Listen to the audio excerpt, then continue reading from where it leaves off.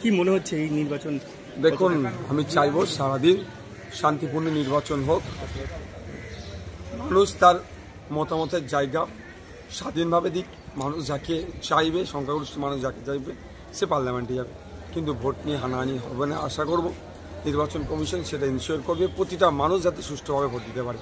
আমি আসলাম, সুষ্ঠুভাবে ভোট দিলাম, আমার ভোট অবশ্যই খামচিহ্নের পক্ষে গিয়েছে। আপনার কি মনে হচ্ছে যে আইএসএফ একটা বলছে জোট না হয়ে একটা দুর্বল জায়গায় পৌঁছে গেছে, আইএসএফের সেই শক্তি নাকি নেই? আপনি কি সারা রাজ্যে মানুষ বিকল্পের ভাবনাতে এগিয়ে আসছে, আইএসএফের পাশে ছুটে আসছে।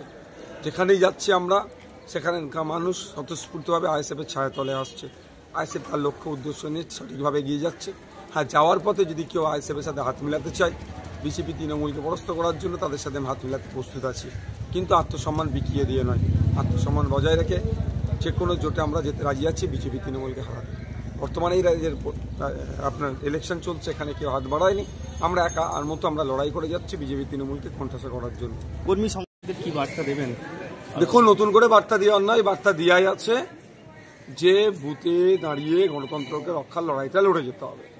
কোনো রকমভাবে ভোট লটেদারদেরকে বুথে প্রশ্রয় দেওয়া যাবে না, ভোট লোড করতে দেওয়া যাবে না, বুথে এসে অরাজকতা করতে দেওয়া যাবে না। মানুষ তার মতামতটা প্রদান করবে, এই ব্যবস্থাটাও যেমন ইসিআই করবে, তার সাথে সাথে সজাগ ভূমিকা পালন করবে আইএসএফ।